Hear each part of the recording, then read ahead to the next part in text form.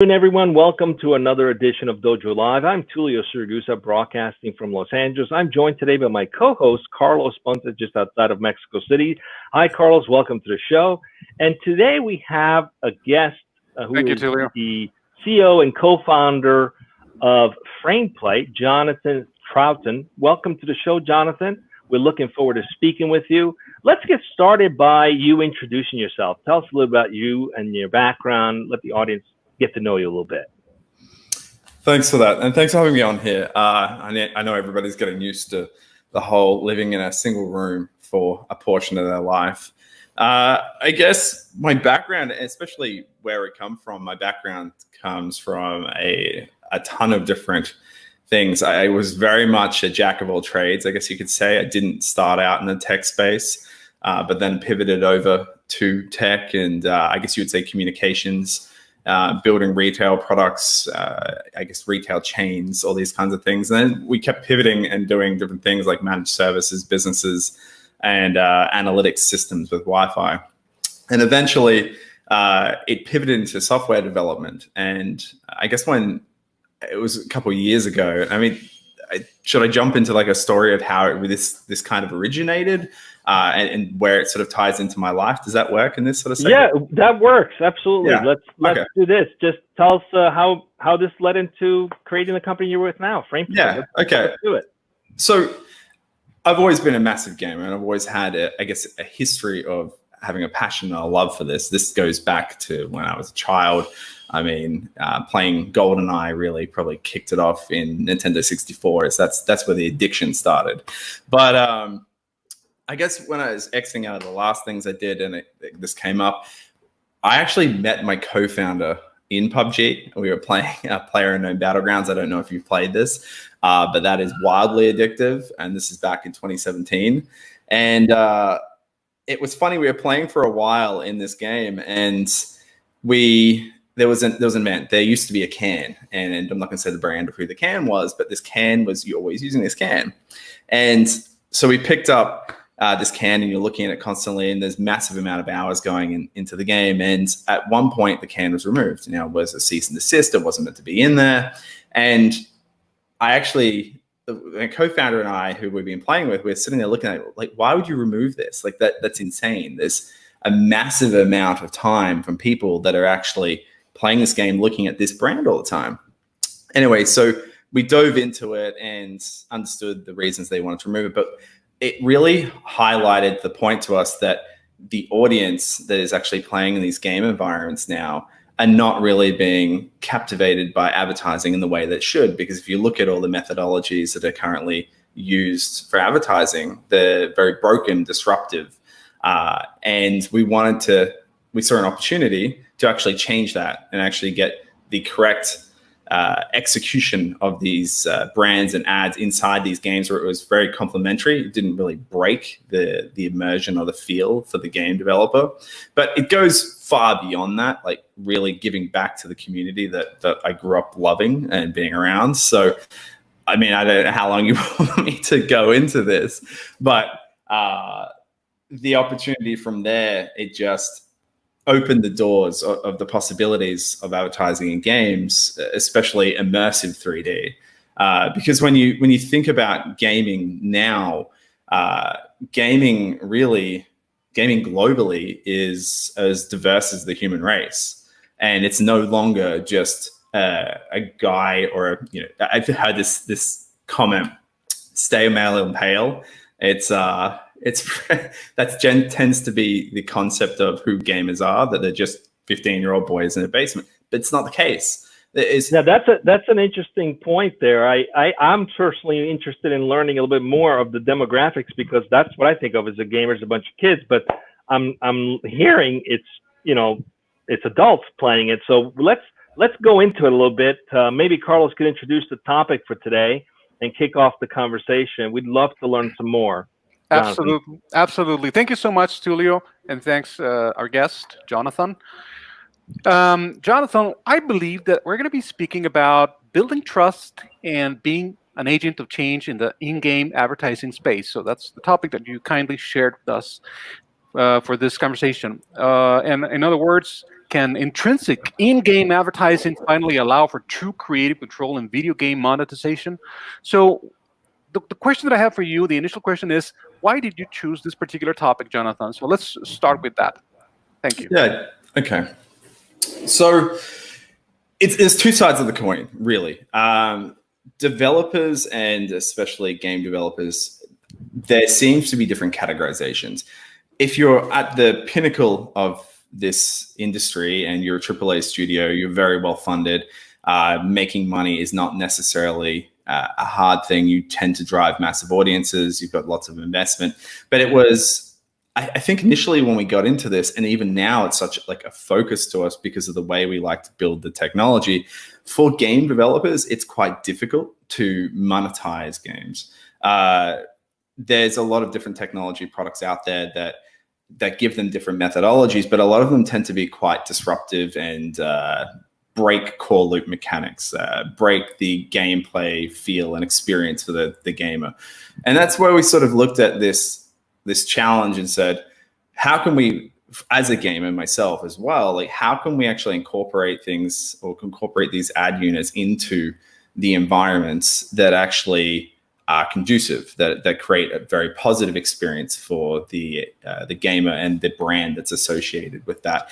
But then on the same flip side, how does that work for an advertiser that we can give them all the, I guess you would say, the expected data and reporting capabilities and analytics that they would get in the current methodologies, but then elevate that to the next level. And then building the technology, the SDK, and everything that goes actually in for the game developers and making it very simple and fluid for them to implement. So, Jonathon, who decides what kind of advertising content gets presented in the game? Is the game maker, or how does it work? What's the ecosystem look like? I certainly don't know what that looks like. I'm curious to learn how you actually get an ad in front of a gamer. Who decides that? How does that play into what you guys do? Okay, if you take this from the game developer's perspective, you want to have ad units or ad creative that is actually relative to the environment that they're going in. Now, brands have an amazing opportunity here to create something that is reminiscent of like the 60s, where there was a lot of creativity and a lot of design, and you can actually have some amazing creative going into these spaces. So there's that opportunity that the brand itself, or the game itself, can identify, do I want to have something that's stylized? Is it cartoon stylized? Is it photorealistic? What does my game look like? Is my game going to be only suitable for something that is in a cartoon format? And therefore, if that is the case, the developer, as they're integrating in these SDKs, they can actually highlight the fact that they do want to have only stylized cartoon, or maybe they do permit something that's photorealistic.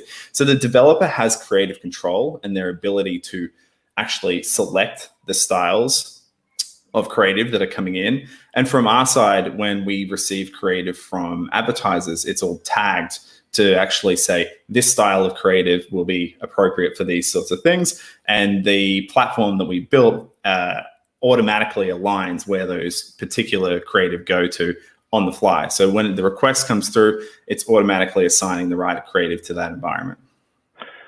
So is it safe to assume it's similar to an RTB platform, real-time bidding platform for traditional advertising on web and on mobile, where you're providing that insertion capability for the developer? How does it actually, how does it work? If I'm a developer, I'm a game developer, how do I create the space, obviously, the container to produce and present the ad or the content. How do I make this happen? Do I contact you? Do I work through an agency? How does that work?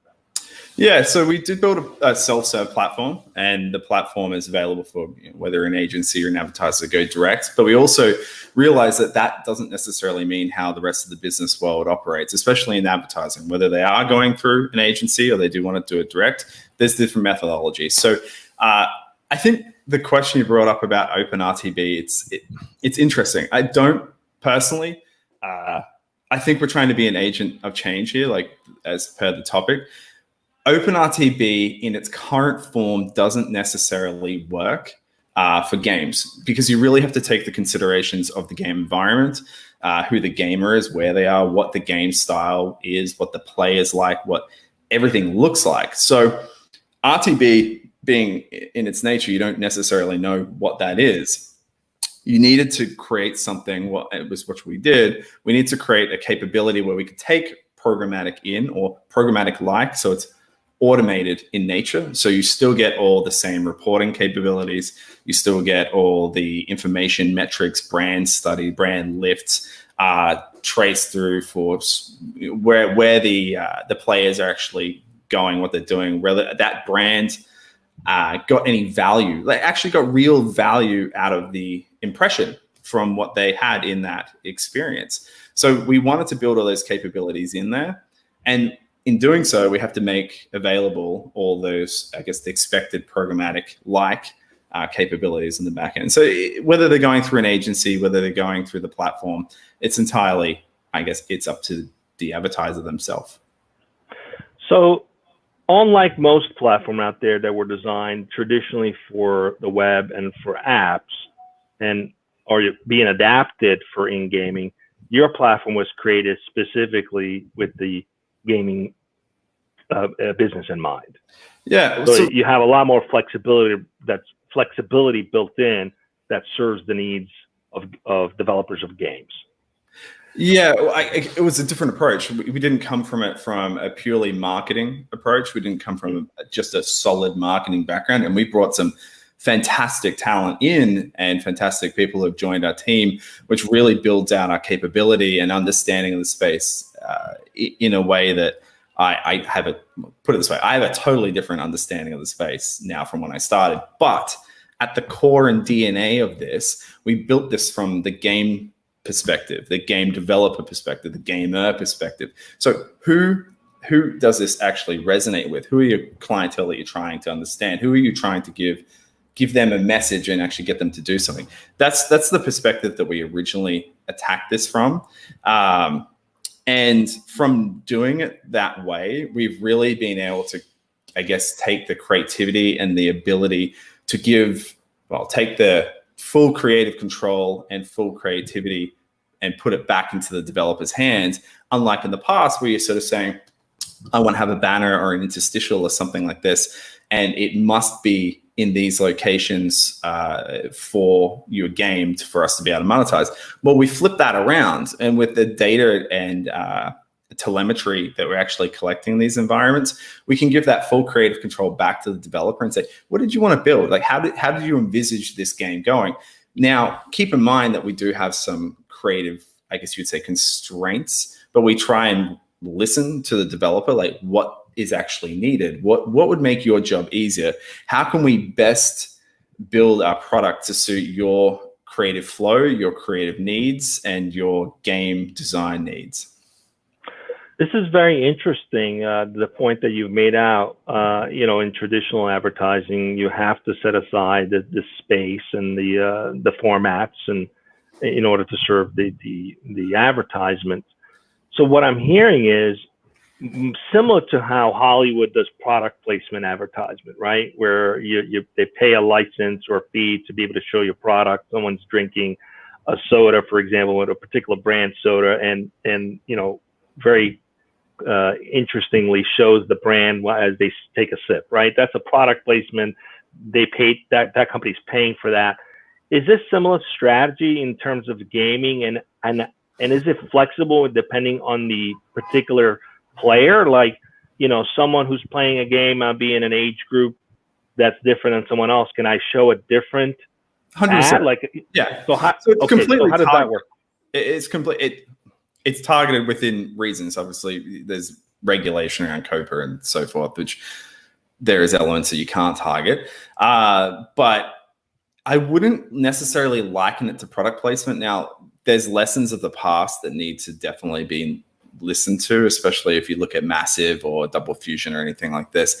This is not a new concept. It's just we live in a different time where the technology is able to support these requirements. The culture that exists is now listening and adopting. And as I mentioned before, like the average gamer is as diverse as humanity itself now. Like, this is no longer a 15-year-old boy. It's the average age is 34. So we definitely live in a different time. We're able to execute on this. But going back to that comment about, is it like Hollywood? Is it like product placement? Yes and no. It can. It basically has the effect of Hollywood, where it's the feel of product placement. So it's very incorporated into the environment. I dare say I don't want to make it as conspicuous as some of the placements that they have, but the actual core of what we're doing, we want to make it scalable. We don't want to be doing everything custom, where every single thing leads to a massive amount of work. The developer doesn't get the returns that they would like to see from that amount of work, and it fizzles out in a couple of years, which has happened in the past. So we're definitely looking at the lessons that have happened from the past and the past people who have tried this, because very smart people tried as well. But this needs to be made scalable. It needs to be made extremely simple. It needs to be made quick and easy for these developers to actually implement and see how this works. Yeah, brilliant. I got a question, if I may, Tulio. And Yeah, my go question, Jonathan, my question is driven more by curiosity, because I got to confess that pertaining to games, I'm a little bit on the agnostic side. I think my 8-year-old knows so much more about games than I could possibly know by now. But I see that games are a big thing. Gaming in general is a big thing. I remember that every time that someone joins us at Nearsoft and they introduce themselves to the company, they usually do this on a monthly basis. And so every time someone comes in, the first thing they say is, "Oh, and I'm an avid gamer." It's like something that defines the personality across the board. So, but I don't know much about this. So my question is this. I'm curious if, from what I'm reading here and what I'm listening, the in-game advertising space and the topic that we're talking about today is more geared towards monetization, the game development, the development companies. So it's more on the business side. What about the user side or the gamer side? How do they normally react to the fact that they're actually seeing or watching advertising on their games and all that? How do you deal with adoption of these practices among the gaming advertising community? So I'm just curious about how we can go about this to make it seamless.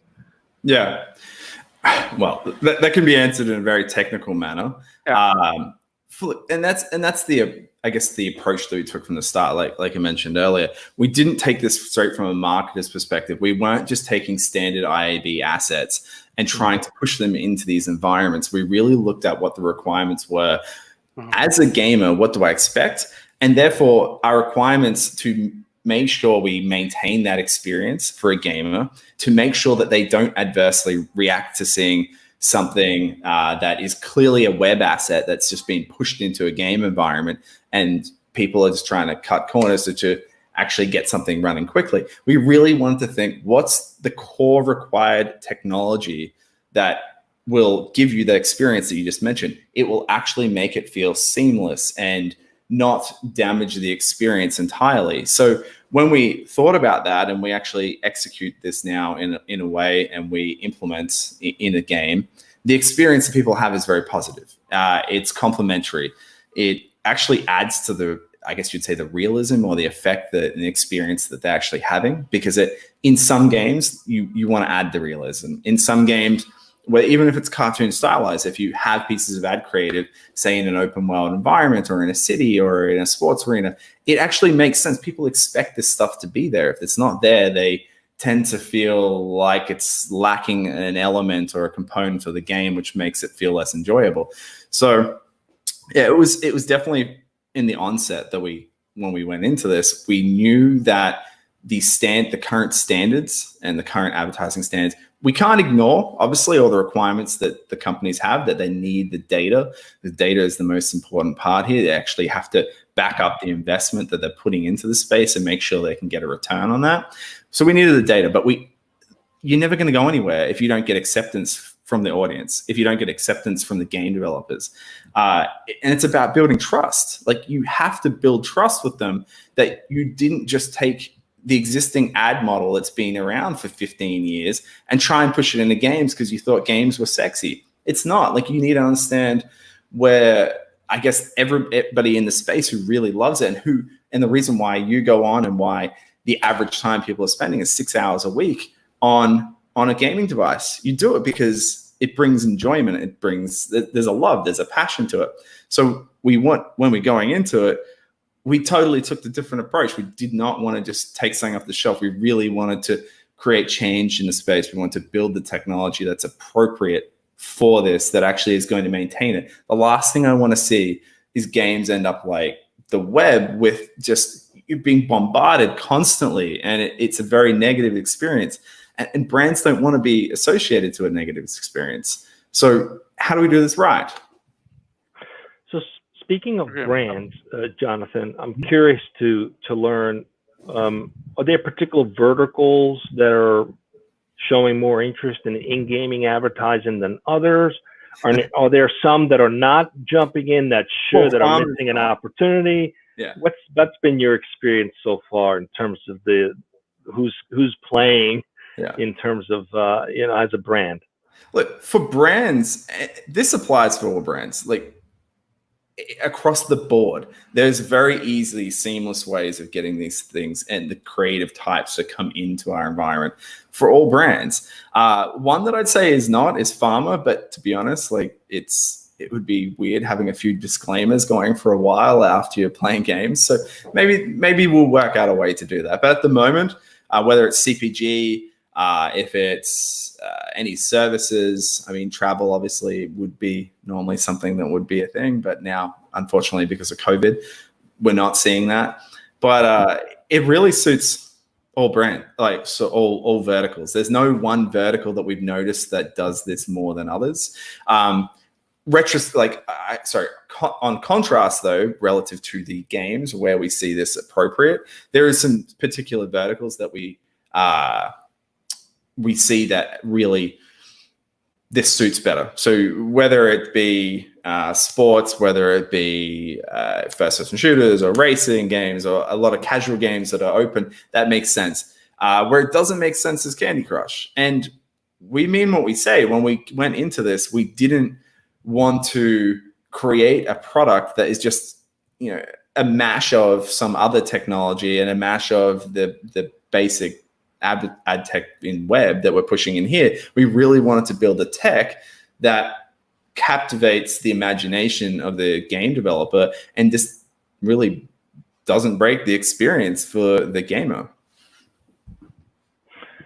There's Carlos, I think you might have some questions. I have one more quickly about the product marketplace landscape. Sure. There are some companies out there. We actually had a guest about a year ago, Ultra, that are empowering developers to actually develop games, put them in the marketplace directly. So they're eliminating the middleman, if you will, which is very timely because a lot of the developers don't get the lion's share of the effort they put into the game. So I'm curious, is there a marketplace for some of these independent developers that are putting games out there to leverage this better because they can do more customization, more creative type of approaches?